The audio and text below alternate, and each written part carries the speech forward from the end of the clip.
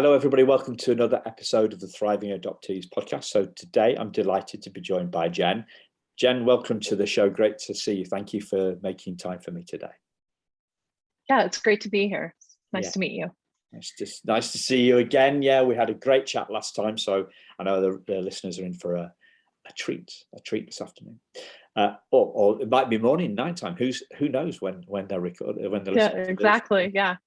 I tend to listen to podcasts in the morning when I'm walking the dog. So if you're walking your dog, listening, hello. If you're driving somewhere, hello. And if you're doing something else, ironing, I sometimes do. That's the only thing I do around the house is ironing.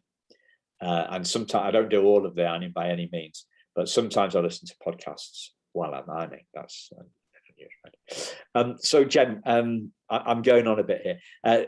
Please, could you introduce yourself to the listeners? Yeah, my name is Jenn, and I'm an adoptee, and as you can tell, I am from America, and I was born in the state of Utah and immediately adopted not immediately, after 9 weeks, that I was adopted and raised in Oklahoma. So kind of the mountains and then to the prairie.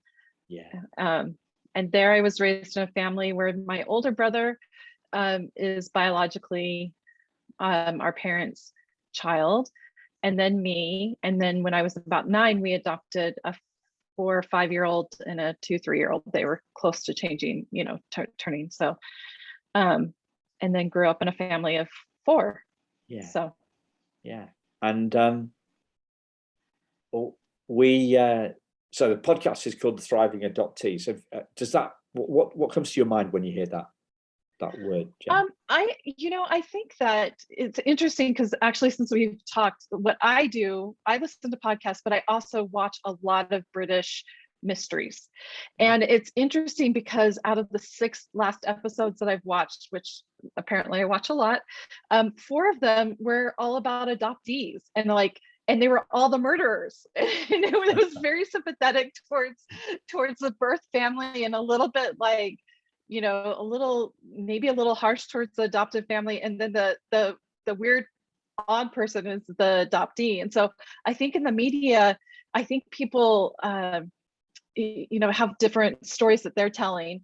But I think a thriving adoptee is somebody that's kind of taken all of these parts that happen to them through adoption and put these pieces together and work really hard on it. It's hard work, and to move forward and to progress, and not to let the adoption and the trauma of adoption hold them back from everything that they want from life, because we can tend to get into patterns of thought or actions that are kind of replicating beliefs that we have about ourselves, maybe because we are adopted.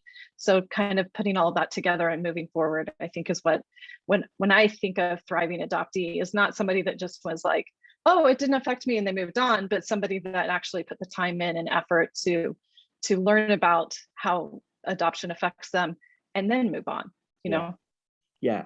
Would you mind sharing some of your journey on, or your kind of, your perspective and your journey in how you did that? Would that be okay? If it's not, then I'll ask you a different. Yeah, no, that's totally okay. I kind of, out of all the stories, so this is what set me on the path to become a search angel. And out of all the stories, I find mine kind of boring. But like I said, I was adopted to this family that my mom was born to be a mom. She just an excellent parents that really gave us everything that we needed in a nurturing home. And I would say I would have been a poster child for adoption, just a success story of very happy, and not really even thinking about adoption and how it affects me. And then I had my first child, and these couple of things intersect at this point. My mom died of cancer 2 weeks before my daughter was born. And then I had my daughter. And I think that is a common theme for a lot of women when they have their first child. And then it just makes them think like, oh my gosh, I can't even imagine not having this human in my life. and everything you go through. And so you start kind of thinking a little bit more about your birth mother. And not that I didn't think about her until then, I did, but I definitely had fantasies because I was, you know, a Native American Italian princess. That was one of the things I was, because my parents are very Nordic looking and I am not. So I always thought I was Native American Italian princess. So, you know, I obviously had those fantasies, but I hadn't really given a lot of thought until I had my own child. But at the same time, I'm grieving my mother. And I didn't want people to think that I had started searching for my birth family because I was trying to replace my mother that I had just lost. And so I just let it go. And then I had another child. And then it's kind of a long story, but while they were beta testing from ancestry.com, their DNA testing, I was able to get a test. So I took a test in early 2013. And there were only like 100,000 people in their database. There are over 1 million. I don't even keep track anymore, but there's over 1 million now. But at the time they had 100,000 people. And also at that same time, the vice president of Ancestry had given the test to a neighbor who was adopted. He tested and matched a half sibling. And there was a whole Katie Couric show on it when Katie Couric had a talk show. And so I thought, oh, I'm going to take this test and I'm going to match, you know, a half brother or sibling, or actually I didn't even think about having siblings. I just thought I would match somebody interesting, but I had fourth cousin matches, which is really like, I think I used to know this off the top of my head. It's if you have a fourth cousin match, it means one of 64 grandparents, you know, great grandparents are the same. So I would have to find somebody that I matched to as a fourth cousin, look at those 64 grandparents and kind of decide like which one I was related to. And I have nothing to base that on. And I actually matched down at it like a fifth or sixth cousin to one of the DNA scientists at Ancestry DNA. So my connection with Ancestry DNA, he talked to the scientist, and the scientist says there's no way she's going to find her family with fourth cousin matches. It's just impossible. And that, you know, is a challenge to me. Like, I'm the type of person who he's like, tell somebody that they can't do something, I'm pretty much going to want to prove you wrong. And so then I became, like I said, in the background, I'm watching, you know, British mysteries, which are very complex compared to American murder mysteries, you know, and I'm listening to those in the background, and I'm creating this board on, and, you know, red yarn between them, and, you know, notebooks. And I was like almost 24 hours a day. At the time, my husband was working internationally and was often gone. And so when he was gone, my kids were kind of entertaining themselves, and I was just working on this, trying to figure it out and coming up with lots of different things. After about 9 months, I kind of had a breakthrough, and I was able to find my birth family through the DNA, but also I called the lawyer that did the adoption, and he said he couldn't help me. I knew from a story my mother had told me as a child that he had the name of my birth mother, because he asked her if she wanted to know it, and she knew she wasn't. It was a story to teach me integrity, and she said that like the lawyer had the name and asked if she wanted to know it, and she said no, because she knew it was something she wasn't supposed to have.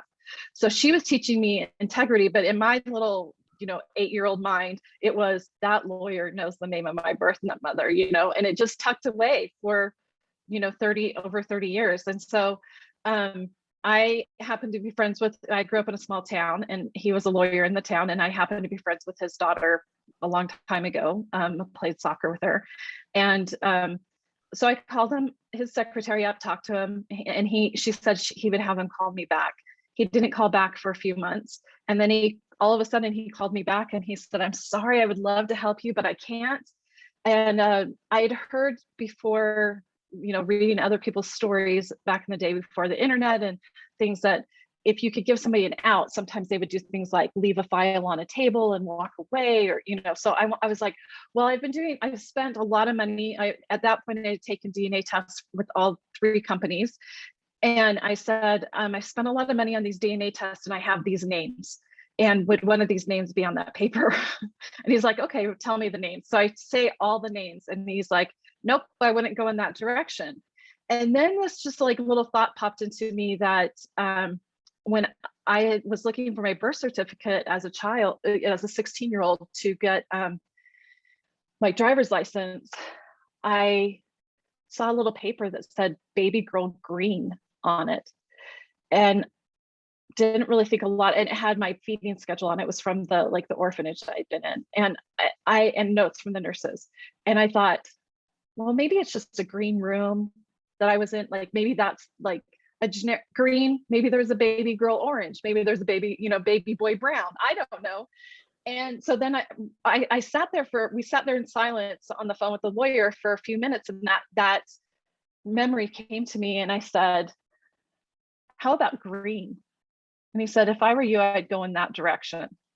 And with that information and the DNA that I had, I was able to, and some other information I had, I was able to kind of piece the things together, and I found her. And when I contacted her through Facebook, at the time you could pay $1 and it would get to somebody, like it would get directly into their inbox. And now you can't, if you're not friends, you can't get that message in. So it's kind of made it harder. We have to come around, we've come up with different ways. But I sent her a message and just explained who I was and said, could she be my mother? And she replied in a couple of hours, and shocked, and said, I've always hoped you'd find me, and thank you for finding me. And yes, I am. And then later that night, we got on the phone and talked for like 4 hours until the morning, and until like 2 a.m. And she told me kind of in a motherly voice, I think you need to go to bed now. So, and then, so we've had 9 years now of reunion, but I had spent all that time and effort. First of all, now I have this habit of searching for 10 months, and I had these skills. So, I'm on Facebook and I see somebody needs help, so I start helping them. And then it just kind of expanded into a group, and then helping more and more people with their DNA and helping them on their journey. So yeah, that's kind of where I am today. Yeah. And I mean, do you want me to put links in the show notes? Do you want people to contact you if they're looking for a search angel? Would you like that? Would you rather not? Sure. I mean, they can contact me. I feel like most people, when they take DNA tests in the United States, I do have one open case right now in the UK. Yeah, you mentioned that. Yeah. And I've solved a couple of other ones there. It's a little bit harder, so it's a little more challenging for me in the UK. And I'm happy to help. It is a challenge for that, but to be honest, for most Americans, they'll match to a first cousin or a half sibling at this point, because there's so many people in the database in America. Most people are matching pretty quickly. So we don't do a lot of searches. That my team that kind of came together on Facebook, we don't do a lot of searches anymore, because most people take the DNA test and they'll come up with something, unless they're international adoptee, or for example, my birth mother, her father's immigrated. Like if there's recent immigration to America, then those are the ones that are kind of hard. Yeah. But other than that, like, I'm happy to take any requests, but for the most part, I don't see a lot of people really searching anymore. And the other thing is compared to, every state has their own laws, and there's a lot of them that have some sort of law that allows them to get their documentation. And so their adoption records or whatever, or their original birth certificate. So that kind of has changed. It's not, for a while, for probably 4 or 5 years, it was a nonstop searching DNA, doing that, but it's kind of slowed down. Not a lot of people need that help anymore. Yeah. So just so I remember, and then we'll move back onto the thing. Where should people contact you? Probably just at my email address at jenniferajohnston@gmail.com. Okay, so I'll put that in the show notes. Okay. If you're okay with that, I don't. Yeah. Okay. Yeah, that's fine. So you talked about putting, obviously you talked about putting taking the past and putting the pieces together. Yeah. And when we're talking about what thriving adoptees mean to you, and not letting you talk about patterns of pattern behavior, patterns of thought, and not being held back. So we've taken care of the kind of the to one extent we've taken care of the logistics of the search, and that kind of curiosity and questions and the nagging doubts, and you've clearly you're like very persistent and tenacious and stuck with that. And you know, the fact that you had a 4-hour conversation with your mum, and you're still in, when you first spoke, and you're still in touch with her 9 years, it's an amazing thing. What about the patterns and the beliefs and the not letting adoption hold us back? How do you see that?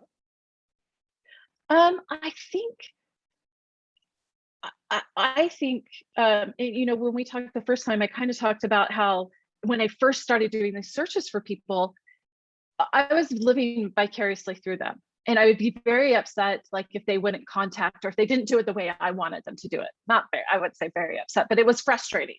I would say frustrating. And I had to kind of examine that. Like, why am I so frustrated with them? Because they won't do it the way I want them to do it, right? And I think that I realized I was invested for myself, you know, like I was getting something out of it. So I started to examine, like, what am I getting out of this rush, or what, you know, this experience that's helping me kind of piece things together. And I think it was, you know, the story. You know, I have I have what I think is a typical story. So, you know, my birth parents were young-ish and not married, and it was a time when society did not accept that, and they felt like it was kind of their only choice. And that's a common story. But I have other stories which are, you know, the parents didn't have enough money and this was their 10th kid, and they placed them for adoption. And I see those and I'm like, oh, how do you live with that? You know, and I think everybody, or just lots of different stories where it's the middle child is placed for adoption for some weird, you know, reason. And I think, oh, man, that would be really difficult for me to accept that thing. And I think that's when I started to realize, oh, you know, these stories are really important for us to make sense of who we are and what's going on, because those people seem fine with their stories. You know, like I'm like, oh, I would be devastated to get that news. And they're like, oh, okay, yeah, that makes sense. You know, that, and they, you know, and they start to absorb that story and then fit that into their lives. And then I realized kind of like, you know, the reunion part of it, for some people, it's not important for them to meet the person. It's important for them to not have this mystery person out there anymore. They know where the person is, they know who the person was, and that's enough for them. And before I was like, no, you have to talk to them. And now I'm like, when I realized that that's what I had to do, and that's not what everyone has to do, you know, and I've watched people take that information. I do feel like there is that not knowing who the person is. I feel like that is a hurdle that people have to get over. In my experience and my experience with other people, that not knowing is really painful. And once they know, whatever they do with that knowledge, whether they have a reunion and, you know, celebrate Christmas with them, or like what I've done, gone on vacations and kind of tried to assimilate into that family, as well as my family that I was raised with, that's one way of doing it, but that's not the only way of doing it, right? So like there's lots of different ways, different journeys for different people. But I do think it's such a mystery for adoptees, like where they came from. Having that information helps them move forward. And I don't know the exact reason why, but that helps them with their story and helps them kind of complete this image of themselves so that they can move forward. Wow. Something I was thinking, you know, like, sorry, let me reframe, just take a split second to think about what I'm going to ask you next. Okay. You like mystery stories, right? Oh, I love them. And that you've also said that you think that people don't like uncertainty. Yeah. So there's an interesting thing there, because I was watching a British crime drama last night, and there's no adoptees in this one. No, none that. Okay. None.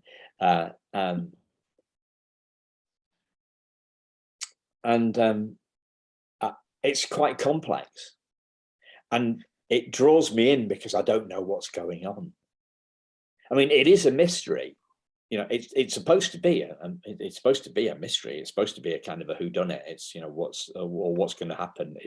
Are they going to get off, or when I don't really know. I don't know what's going to happen, but I don't know what's going to happen at the end. So that's one thing that hooks me in, right? And but I'm not completely aware of what's going on. I'm not spotting all the clues. There are some clues, and my wife's spotting all of them. And unfortunately, I kind of fell asleep through one of the episodes.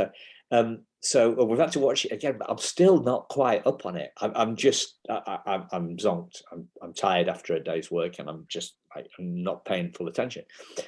But I'm actually drawn in because I don't know exactly what's going on. I'm not spotting all the clues like my wife is, and I don't know what's going to happen at the end. So I think it's really just interesting juxtaposition, because culturally we don't like not knowing, right, in certain areas. And like the adoption area, we don't like, you don't like it, but then if we're watching a bit of telly, then we're not bothered that that keeps us going, and like people talk about, I heard the same kind of story, or the same kind of analogy, that people don't like being scared, yet they go to horror movies, and that they go on scary rides. Yeah. Isn't it really interesting that? Well, I would say this. One is, when I'm watching a television program, and luckily most of the British ones, if they're even in a series, are resolved in about 6 episodes, not 24 like they do in the United States. So that's the one thing I like. Like, they don't have to drag the story out. The other thing I love about the British mysteries is that there's history. Nobody's ever murdered because of something that happened that week. It's always something that happened 20 years ago. So that's something I like, but they always resolve, right? And the fear in a haunted house, which is big right now, it's Halloween in America, and haunted houses and roller coasters, is the perceived danger without having the danger. So that's the same thing with the mystery. I don't know yet, but I know that before it ends, I'm gonna know. And I know when I go on a roller coaster, there's a 99.9% chance I'm not going to be hurt, right? And so I can have that exhilaration, I can have that feeling in a safe environment. But with an adoptee, and not like, most of adoptees have no idea how they're ever going to get that information. And so then that starts to nag at them, and starts to be a problem, and starts to be something that maybe that when you don't know your story. So maybe you think that they didn't love you, so they gave you away. Or even though everyone will tell you, oh, you were chosen by the parents that adopted you. They can give you all sorts of stories, but you don't have the story from your mother. Like, you don't have that story. And so it's unfinished. And the other thing is like, so like my kids, they know like how I met their dad, and how we dated, how we got married, how we ended up in Houston, like they have all this information that happened before they were even born, right? And we don't have any information. It's like we're missing like the first couple of chapters of our book, and then we're trying to make sense of the rest of it. And maybe some of those clues, like you're talking about, you fell asleep in the mystery, like you didn't get all of it, you're not really sure what's going on. That's how adoptees feel, because they're missing the first couple of chapters of their life, and then they're trying to make sense of where they're going and what's happening right then. And so I think having some of that, and reunion doesn't resolve that completely, because here's the thing. Birth mom has one story. If you meet your birth dad, he has another story, and then information you got from the adoption agency is another story. So you have all these different stories that are sometimes in complete conflict with each other. And then it's up to you to really put them together and make them make sense for yourself, and then accept that and be like, okay, yeah, that wasn't a great start to my life, but now I get to choose where I go from there. But I think the mystery of not knowing and not knowing if that will ever resolve is the difference between what we see on television and what happens in real life. Yeah. You know. I think it's the whole area is completely fascinating to me. I'm thinking about my own stuff and uncertainty.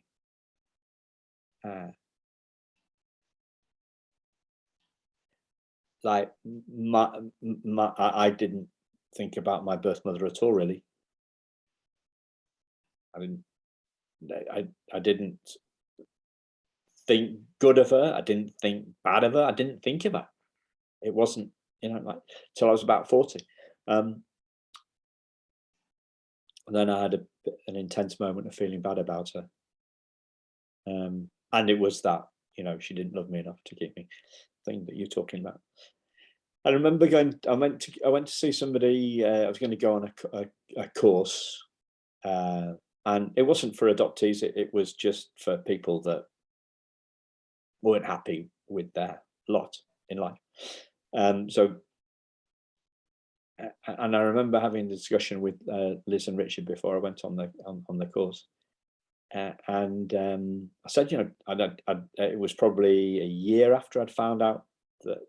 After a year after this, the animosity to my birth mother had first popped into my brain and into my heart for 20 seconds or so. But it made such an impact when it came in that 18 months later I was still thinking, well, have I got some adoption issues to deal with? Is it just business? Is it just my self-esteem and my self-worth to do with business, or have I got adoption issues to solve? And I remember saying to them, do you think I should go and do the search, for my birth mother? And they both said, no. No. And I was shall I, shan't I? Not. I wasn't looking for them. I wasn't. I've got this thing at the moment that I do. I only do no-brainers, because I have so many random ideas that pop into my head. If it's not a no-brainer, I don't do it. This is because otherwise you kind of like stretching yourself too thin, and I don't, So, but she said don't do it. But then later on, I did go. I did go about the search, and then I stopped. So I was one of the guys that would have driven you a bit nuts, because I got the first clue. Well, not the first clue. I got her name. I got my original birth certificate with her name on it, and nothing else. And then the next stage was to get the adoption file. So here in the UK, if you can get the file, if it exists, if they can find it, you've got to go through an intermediary to do it. But you can get the file, and in the file, I heard this. I found that I discovered the story, but I got some. It gave me a certain amount of closure, but it wasn't huge. The story. What did give me this closure was this letter. This letter that just showed to me the desperation of my birth mother's situation and her love for me. So I had this, when I was 40, this intense moment of my birth mother doesn't love me enough. And then 8 years later, I got a letter that showed me that was wrong. That she did love me, and she was in a desperate position. But to me, there's two kind of things. Like, first is there's no rules. Right. Some people think that they're going to be happy when they're reunited, and then it doesn't work right. Some people think think that they can't be happy until they know the whole story, but then they find out the whole story and they're not happy. It's like we're not really good at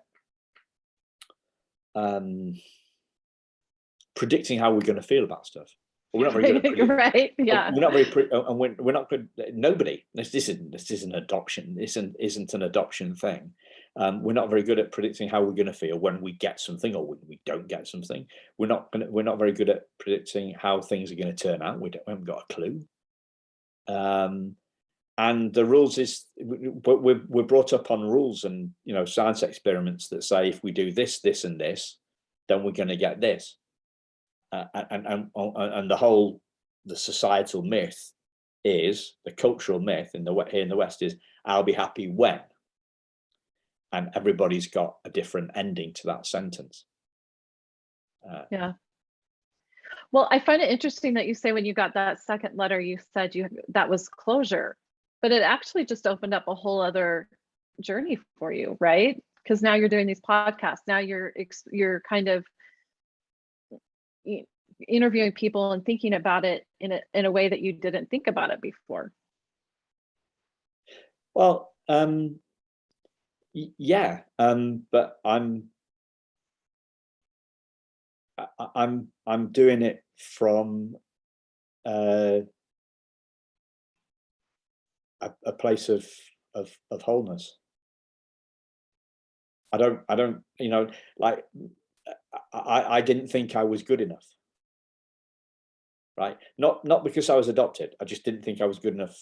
I wasn't. But how do you, but Simon, how do you separate because you're adopted and because you're not? Because you've never really not been adopted, right? And okay. So that's a really good question. That's something that, like, adoptees don't have the corner market on, don't have the corner market on trauma or on a lot of things, on self-worth, on a lot of things. But the problem is I can't separate me, adopted, non-adopted me, because that non-adopted me doesn't exist. I've always been adopted. I mean, you're a little bit older, but for most of us, we don't have, it's not like, oh, this is before my car accident, this is how I was, and now I know kind of know that, or before COVID, or what I mean, like, we had a life before COVID and now we know what life is after COVID. But when we're adopted, we're just adopted. It's I don't know what's caused.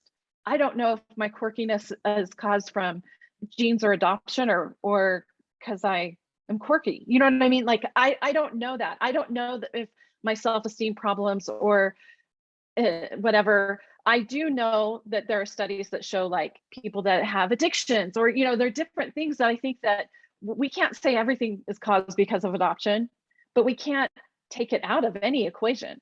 It's always going to be, when you're an adopted person, it's always going to be an equation in your life.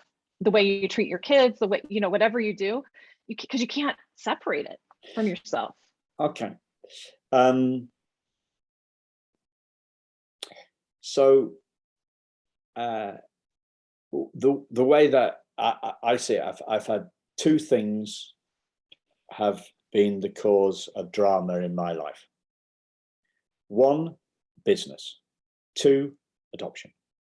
Right. So running my own business. So I didn't think, most of my not good enough, I've got far more not good enough associated with business. I've had far more sleepless nights. I haven't had any sleepless nights over being adopted. I've had loads of sleepless nights about business. So I do have there is a before and after, because I didn't start working until I was 22. So, and then I was working with my dad, and I had some ups and downs working with him. And then I took over the business. So I know from between the ages of 26 and what it would be, 26 and 44, I was running my own business. So for a period of whatever that is, 44 minus 26, 18 years. For 18 years, I had a load of poop from business. Okay. I had 18 years when a lot of those days in those years were tricky for me, right? Uh-huh. And I've not had anything like that much poop from adoption. I've had some very intense moments and I can see the difference, because I don't think so that's just my kind of take on it. Well, I'm just going to throw it out there, and you can take with this however you want. So you got these challenges, these things through business that were hard, but how you dealt with them, with somebody else who wasn't adopted, dealt with them different than who is adopted. Do you know what I mean? And because I've done a lot of thinking more on it, like a feminist type of thought, because I was a school teacher. I was a school teacher by default because I was told that's what women do. I told my 4th grade teacher I wanted to be an electrical engineer, and she told me girls aren't electrical engineers. I played soccer.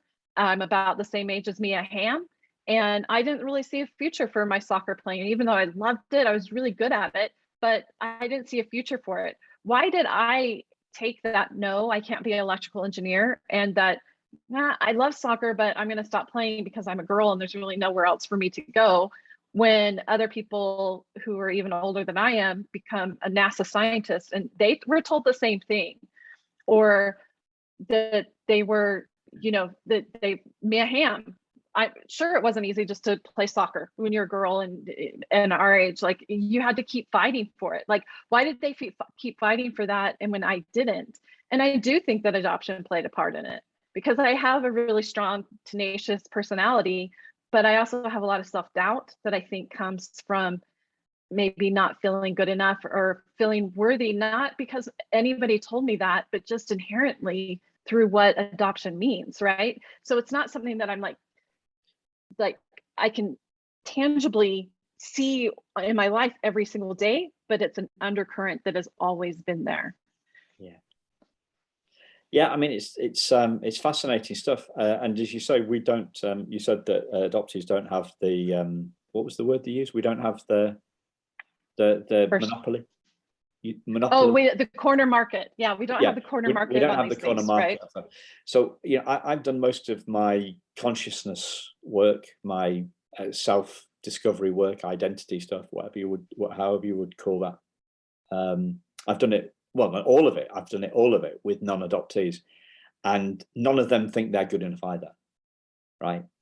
Right. That's what I'm saying. So, but at the same time,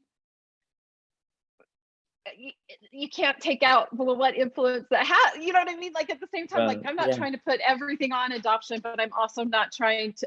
But I'm saying it has to play some part. Like, I can't believe that it doesn't play some part. Well, it plays some parts in our feelings and it plays some parts in our thoughts, but we aren't either of those things. That's true.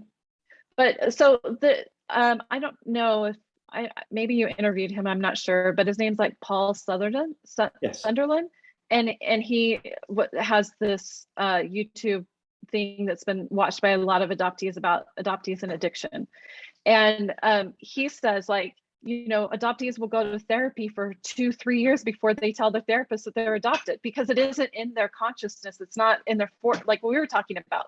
My husband talks about it being like not adopted, and then all of a sudden I was adopted. Like, it wasn't a part of my life, and then all of a sudden it was a part of everything in my life. It was always there. It was just something that either I wasn't ready to deal with or I wasn't ready to recognize. And I just, then I was, So I've watched that Paul Sunderland. So I got him confused with somebody else. I interviewed a search angel guy called Paul, British guy who lives in New Jersey. And I got him confused with what Paul Sunderland. Yeah, I've watched that Paul Sunderland video. And for me, he makes some very there's some very dangerous omissions in what he talks about. So the world of post-traumatic stress, and he equates adoption, relinquishment, and PTSD. He puts the two together. That's the one you're talking about, right? Yeah. Well, he just talks about the fact that that people in addiction started noticing that there's a high percentage of people in these addiction clinics, and you can look at statistics, and adoptees are overrepresented in a lot of many mental health issue type things. And so that's just what he noticed that, and then started looking at that a little bit more. So I've been digging around this stuff a lot, and what I've discovered is that depending on whose statistics you look at, 80 to 90% of people that go through traumatic stress events don't get post-traumatic stress disorder. Yeah. Okay. So only 10 to 20% do, right? And nobody talks about that. There's also a thing called post-traumatic growth. Nobody talks about that either. We have a very negative bias media, and if we don't get the truth. But good news isn't news. It's only bad news is news. And people that have not, clearly people that don't, there's a self-awareness thing as well. So if people don't think it's an issue, the more aware we are of stuff, the more chance we've got of handling it, right? And I was talking to a renowned person in this field about PTSD, in the adoption field about PTSD. And I said, so what's the difference that makes the difference? And she listed off a load of different things. And I said, so she said, and they were all external factors. They were all external factors. And not once did she talk about the internal factors. And they don't know. The psychologists don't know. And it's really dangerous. Also, if you look at things like that, in the States, you have this DSM handbook thing. That's dialogics. I know it's the list of list of syndromes, and it's on DSM-4 apparently, and it's got 4 times as many syndromes as it used to have in it. And you're thinking, well, they just keep on discovering new stuff. I'm not so sure about all this. I'm really not so sure about this. I know a lot of psychologists who have been classically trained and have left the world. I know a lot of people of those who have had their own issues. And there's somebody in the UK who was supposed to be a mental health expert, and she's off with stress. Well, she can't be that much of an expert, can she? Do you know what I mean? It's like, there's some real strange stuff. There's some real strange stuff around this area, and that the whole trauma obsession, the trauma narrative, it's really dangerous. I found it really dangerous. I didn't think I was wounded until I read The Primal Wound. Then I believed it. But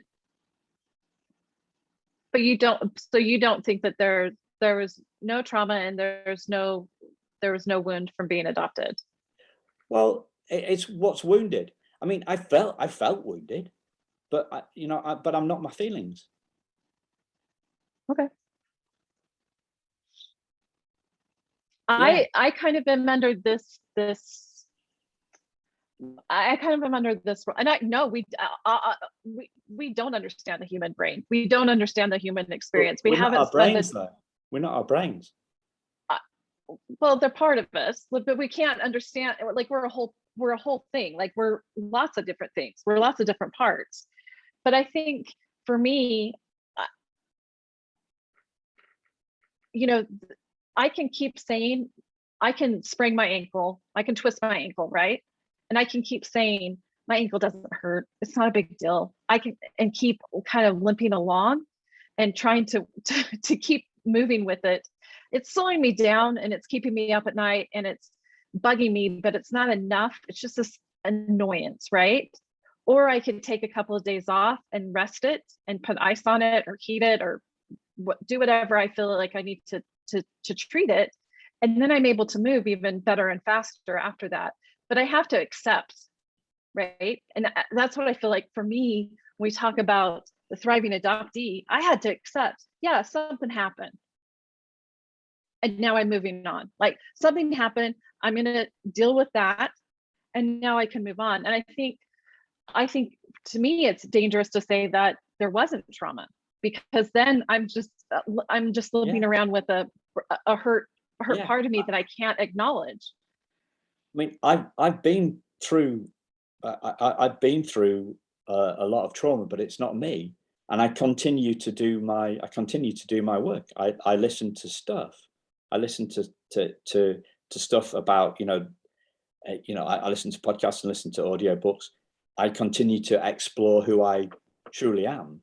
And I know that I have felt wounded, but I know that I'm not my feelings.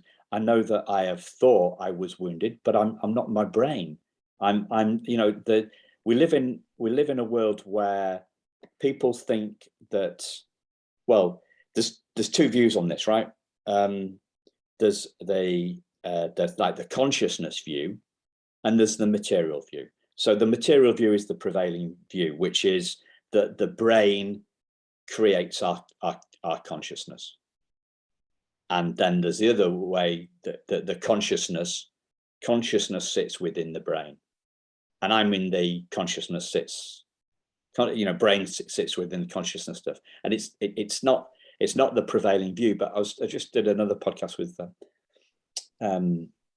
another guest. We talked about infertility, and I was talking to her about a guy who's in this kind of,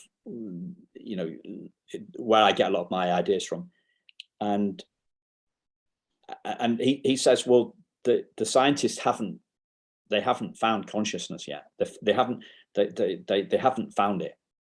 Well, that's because they're looking in the wrong place. So I don't really accept the kind of the psychological model.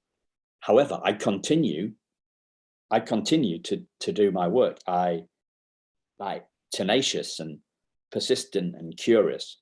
I want to understand who I am, because I believe that we're unwoundable. Because like the human spirit, a wound, you can